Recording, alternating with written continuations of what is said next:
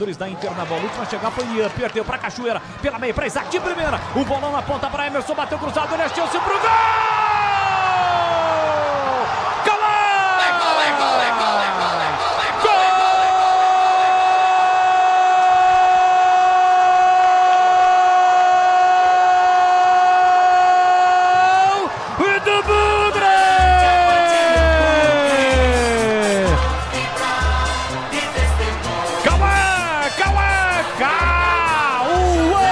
Jesus tem a 66 estampada na camisa. Jogadaça do Guarani, de pé em pé, passe da ponta pro Emerson.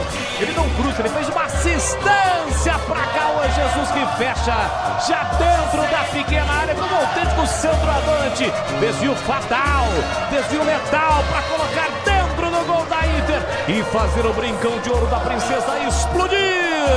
Sobe o som da galera que eu quero ouvir a galera. Sobe o som da galera que eu quero ouvir a galera. Sobe o som do brincão.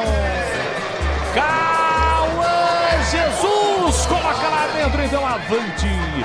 Avante, avante, avante, avante. Avante, Mogrão. Verde e branco são as cores da paixão. Verde e branco as cores do Guarani Futebol Clube, campeão brasileiro de 78. O Guarani de novo na frente. Cauã Jesus. 20 minutos de bola rolando no segundo tempo. Solta o grito, grita. Solta o grito e grita. Grita comigo, galera bugrina.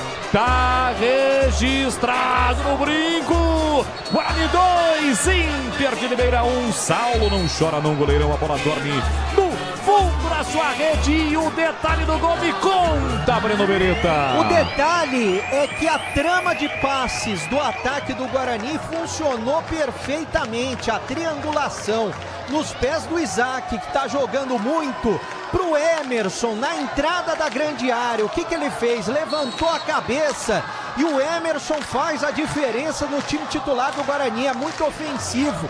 Colocou essa bola rasteira na entrada da pequena área. E quem estava passando por lá? O Cauã Jesus, melhor dizendo. O Cauã Jesus deu um toquinho sutil na bola e empurrou para o fundo das redes do goleiro Saulo, que nada pôde fazer. Cauã Jesus tira um empate do placar e coloca o Guarani à frente mais uma vez. Cauã Jesus, Guarani 2, Inter de Limeira 1, Bolle.